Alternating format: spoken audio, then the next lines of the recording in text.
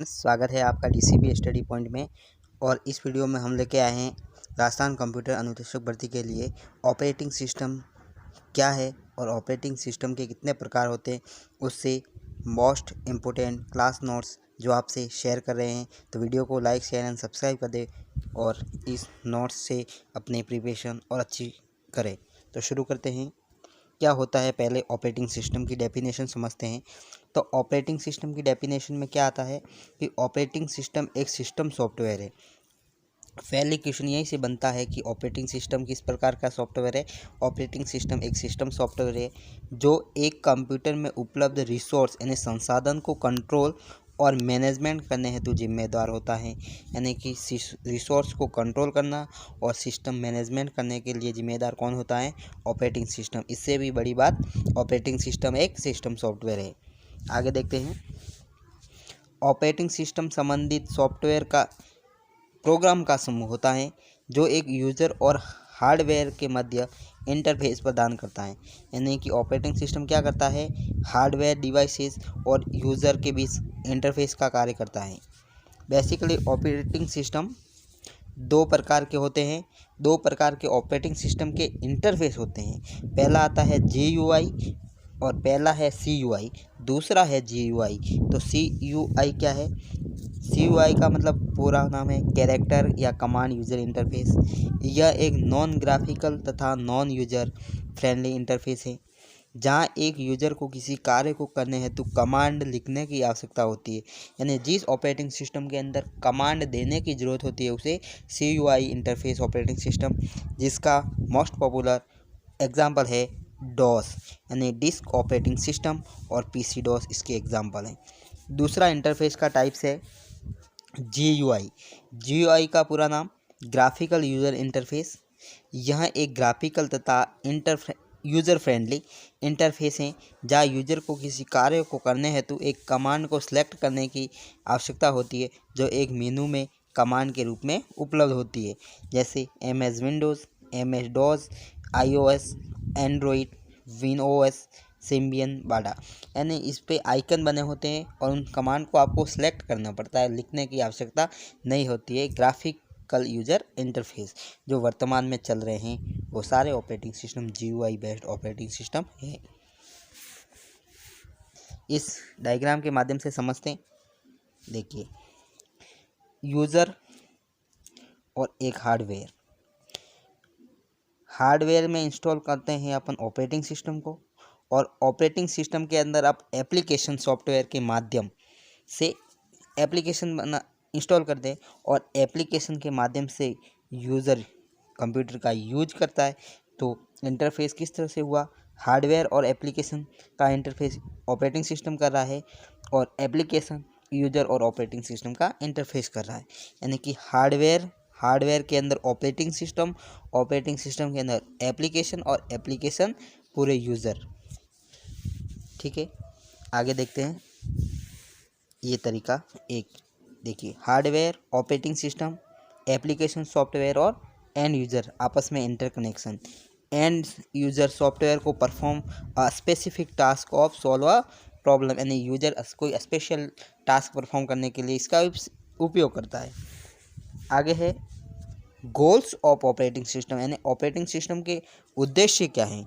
तो operating system के क्या उद्देश्य हैं? पहला, सरलता।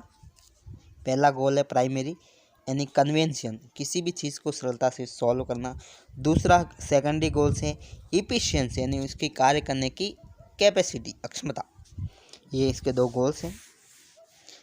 सरलता का मतलब क्या है समझते हैं। ऑपरेटिंग सिस्टम का मुख्य उद्देश्य प्राइमरी एक में कंप्यूटर सिस्टम को एक यूजर के लिए उपयोग में लेना आसान बनाना होता है, जिसका अर्थ यह है कि यह यूजर तथा हार्डवेयर के मध्य एक आसान इंटरफेस प्रदान कर सके। दूसरा मीनिंग है इफिशिएंट का मतलब है ऑपरेटिंग सिस्टम का दूसरा उद्देश्य क्या है कि उपलब्ध संसाधनों, यानी जितने भी अवेलेबल रिसोर्सेस हैं उनको एक एप्लीकेशन प्रोग्राम को इफिशिएंट रूप में एलोकेट करना। आगे दिया गया है एक क्वेश्चन, निम्न में से कौन सा कार्य ऑपरेटिंग सिस्टम द्वारा नहीं किया जाता है। साथियों, जल्दबाजी नहीं करनी है एग्जाम में। ये नहीं पहले देखना, क्वेश्चन में नहीं पूछा है या सही पूछा है। बहुत बार कंफ्यूज हो जाते हैं और उत्तर क्या देना होता है और क्या देते थे। तो इसमें पूछा कौन सा कार्य नहीं किया जाता है, memory management, file management, process management, internet management. तो memory management, file management, process management ये सभी ऑपरेटिंग सिस्टम द्वारा किए जाते हैं, लेकिन इंटरनेट से संबंधित कार्य ऑपरेटिंग सिस्टम का नहीं है। चलते हैं आगे। वीडियो अच्छा लग रहे हो, नोट्स अच्छे लग रहे हो और हैंड राइटिंग भी अच्छी लगी हो तो चैनल को लाइक शेयर एंड सब्सक्राइब जरूर करें। आगे देखते हैं वर्क या फंक्शन क्या है ऑपरेटिंग सिस्टम के। तो क्या है, पहला प्रोसेस मैनेजमेंट। प्रोसेस मैनेजमेंट के अंदर क्या आएगा, प्रोसेस मैनेजमेंट का मतलब प्रोसेस करना। तो क्या है इसका, देखते हैं। ऑपरेटिंग सिस्टम का एक प्रोसेस मैनेजमेंट मॉड्यूल एक प्रोसेस का निर्माण करने तथा इसे हटाने हेतु जिम्मेदार होता है। ऑपरेटिंग सिस्टम को मैनेज करता है। ऑपरेटिंग सिस्टम किसको मैनेज करता है, प्रोसेस को मैनेज करता है तथा आवश्यकता के अनुसार रिसोर्स को अलोकेट या शेड्यूल करने के लिए जिम्मेदार होता है। ये सिंपल डेफिनेशन है, इसमें टाइम वेस्ट नहीं करना चाहिए अपन को।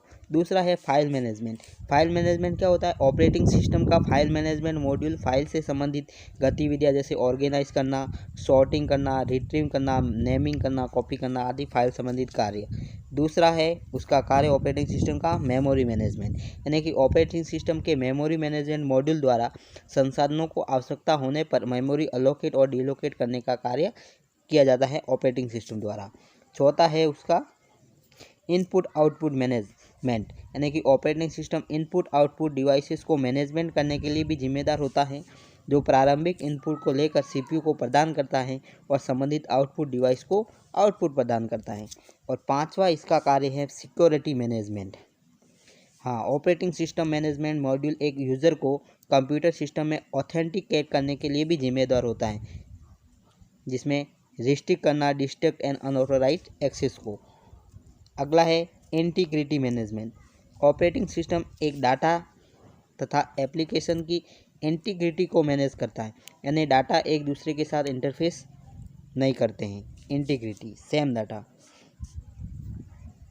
आगे है कमांड इंटरप्रेट। क्या होता है, कमांड इंटरप्रेटर का मतलब होता है कि ऑपरेटिंग सिस्टम का कमांड इंटरप्रेटर द्वारा कमांड की व्याख्या की जाती है और रिक्वेस्ट को कंट्रोल किया जाता है। अगला है इफिशियंसी ऑफ ऑपरेटिंग सिस्टम। तो इफिशियंसी क्या है, थ्रूपुट और टर्न अराउंड टाइम। थ्रूपुट का मतलब होता है एक पर्टिकुलर समय में प्रोसेस की जाने वाली या एग्जीक्यूट की जाने वाली प्रोसेस की संख्या थ्रूपुट, और turn around time total turn around time, total execution में लगा समय। आगे देखते हैं थ्रूपुट का मतलब क्या होता है, नीचे लिख रखा है आराम से समझिए। थ्रूपुट का मतलब होता है यह एक कंप्यूटर सिस्टम द्वारा एक समय में एक यूनिट यानी एक टाइम यूनिट में किए गए संपूर्ण कार्य को मात्रा होती है। टर्न अराउंड मीन्स इसे रिस्पॉन्स टाइम भी कहा जाता है, जिसे इस तरह से परिभाषित किया जाता है कि एक यूजर द्वारा कमांड को देने तथा एक सिस्टम से आउटपुट प्राप्त करने के मध्य समय का जो अंतराल टाइम पीरियड होगा वो टर्न अराउंड टाइम कहलाएगा। आगे देखते हैं इंटरेक्शन विथ ऑपरेटिंग सिस्टम। तो ऑपरेटिंग सिस्टम की कार्यप्रणाली क्या है, पहला है सिस्टम कॉल, यानी कि bye means of an operating system call करेगा, और बाय मीन्स डायरेक्टली कमांड। एक तो ऑपरेटिंग सिस्टम कॉल के माध्यम और एक डायरेक्ट कमांड के माध्यम से ये इंटरेक्शन का कार्य करता है। आगे देखते हैं सिस्टम कॉल क्या होता है। सिस्टम कॉल ऑपरेटिंग सिस्टम तथा एक यूज़र प्रोग्राम प्रोसेस के मध्य संचार स्थापित करने का माध्यम है। प्रारंभ में सिस्टम कॉल को असेंबली भाषा में लिखा गया था, परंतु आजकल इसे high level language C, Pascal आदि में लिखा जाता है। आगे देखते हैं सिस्टम कॉल को 5 भागों में बांटा गया है। ये इतना इम्पोर्टेंट नहीं है बेसिक के लिए, तो इसको अपन एक बार स्किप करते हैं और इसके मेन टाइप्स को पढ़ते हैं। तो क्लासिफिकेशन ऑफ ऑपरेटिंग सिस्टम क्या है।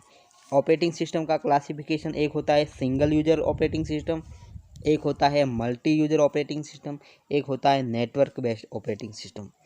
मल्टी यूजर ऑपरेटिंग सिस्टम तो देखते हैं पहले अपन सिंगल यूज़र को। तो सिंगल यूज़र में क्या है, MS Windows, Android, Macintosh, DOS और PC डॉस सिंगल यूज़र, यानी कि एक समय में सिर्फ एक यूज़र ही कार्य कर सकता है। मल्टी यूज़र में क्या है, टर्मिनल्स लगे होते हैं, तो एक ऑपरेटिंग सिस्टम पर मल्टीपल यूज़र्स कार्य कर सकते हैं। इसका एग्जाम्पल है यूनिक्स और लिनक्स, दोनों ऑपरेटिंग सिस्टम है जो ओपन सोर्स के उदाहरण है। इसी के साथ नेटवर्क ऑपरेटिंग सिस्टम में नेटवेयर, विंडोज़ NT और विंडोज़ XP सर्वर इसके उदाहरण हैं। तो पहला टाइप समझते हैं अपन, जो एग्जाम में पूछा जाता है, ये ध्यान से समझना। पहला है सिंगल यूज़र ऑपरेटिंग सिस्टम। इसकी डेफिनेशन समझना, सिर्फ समझ में आ जाएगा आपको। और वीडियो अच्छा लग रहा हो तो चैनल को लाइक शेयर एंड ज़्यादा से ज़्यादा शेयर जरूर करें। तो एक ऑपरेटिंग सिस्टम जिसे एक यूज़र के कार्य करने के लिए डिजाइन किया गया है, जिसका अर्थ यह है कि एक समय में केवल एक यूज़र कार्य कर सकता है, सिंगल यूज़र ऑपरेटिंग सिस्टम। इसका उदाहरण operating system 2, DOS, MS Windows और मैकिंटोश। अगला टाइप्स देखते हैं। अगला टाइप्स है multi user operating system. Multi user का मतलब एक प्रकार का ऑपरेटिंग सिस्टम जिससे एक समय में एक से अधिक यूजर द्वारा कार्य करने हेतु डिजाइन किया गया है। अभी पढ़ा लाइनक्स और यूनिक्स। तीसरा है network operating system. Network operating system क्या है, यह विशेष तौर पर डिजाइन किया गया है एक ऑपरेटिंग सिस्टम है जिसका उपयोग नेटवर्क सिस्टम में कंप्यूटर के साथ पेरिफेरल डिवाइस को उपयोग करके संचार करने हेतु किया जाता है, जिसका उदाहरण है Windows NT server, Novell NetWare और विंडोज़ XP। देखते हैं आगे। अगला अब आए हैं मेन टाइप्स क्या है ऑपरेटिंग सिस्टम के, serial processing operating system, batch processing, multi programming, multi tasking, multi processing, time sharing, distributed और रियल टाइम ऑपरेटिंग सिस्टम क्या होते हैं देखते हैं। पहला टाइप्स आराम से समझिएगा, सीरियल प्रोसेसिंग ऑपरेटिंग सिस्टम का टाइप्स क्या होता है, तो ये होता है कंप्यूटर की शुरुआती जनरेशन में प्रोग्रामर हार्डवेयर के साथ डायरेक्ट इंटरेक्ट करते थे, इसलिए इसको सीरियल प्रोसेसिंग कहते हैं। और इस प्रकार की प्रोसेसिंग में एक समय में केवल एक प्रोसेस को एग्जीक्यूट किया जाता था, जिसमें किस प्रिंसिपल या किस डेटा स्ट्रक्चर पर कार्य, FIFO first in first out यानी क्यू बेस्ड थे। अगला इसके अंदर क्या होता, प्रोग्रामर होता, राइट करता क्या, प्रोग्राम को इनपुट डिवाइस के माध्यम से मेमोरी क्या करती, एरर और नॉन एरर दोनों को बांट देती थी। इसकी समस्या की थी, सीरियल प्रोसेसिंग की समस्या पहली थी शेड्यूलिंग और एक थी सेटअप टाइम, यानी कि time taken to make a sequence. Time sequence में सीरियल मतलब सीक्वेंस में एक्सेस करना पड़ता था डाटा को। अगला है बैच प्रोसेसिंग ऑपरेटिंग सिस्टम, आप चित्र के माध्यम से देख सकते हो। बैच का मतलब तो ग्रुप में होता है, यानी कि बहुत सारी प्रोसेस एक साथ ग्रुप में एग्जीक्यूट करता CPU द्वारा। तो इसकी डेफिनेशन देखते हैं अपन। सीरियल प्रोसेसिंग ऑपरेटिंग सिस्टम में शेड्यूलिंग तथा टाइम सीक्वेंस सेटअप टाइम में लगने वाला समय को कम करने हेतु बैच प्रोसेसिंग सिस्टम के सिद्धांत को विकसित किया गया।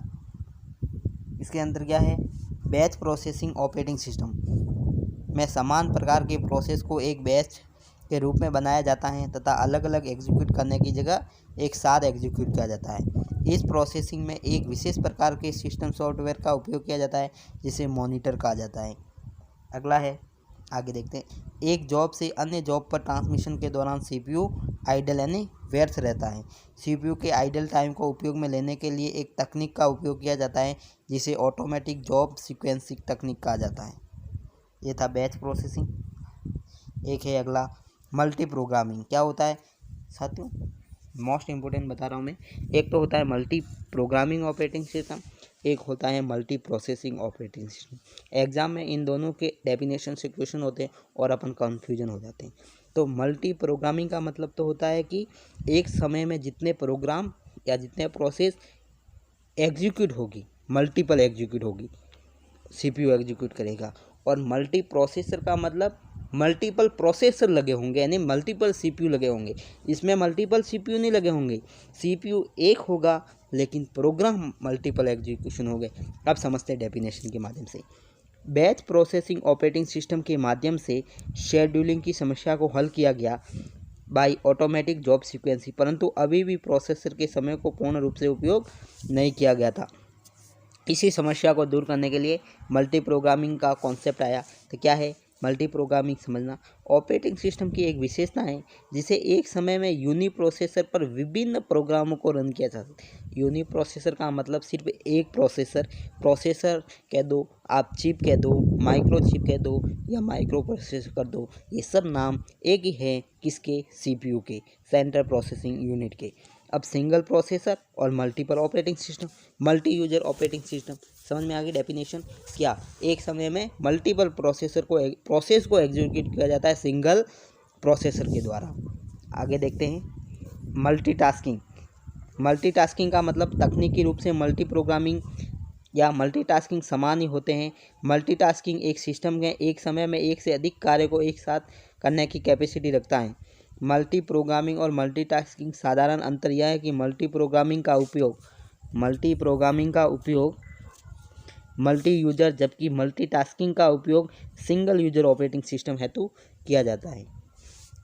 अगला ऑपरेटिंग सिस्टम है पांचवा types, time sharing operating system, यानी कि time sharing system multi programming या मल्टीटास्किंग ऑपरेटिंग सिस्टम का लॉजिकल एक्सटेंशन होता है। यानी टाइम शेयरिंग सिस्टम में प्रोसेसर को टाइम हेतु मल्टीपल कार्य किया जाता है।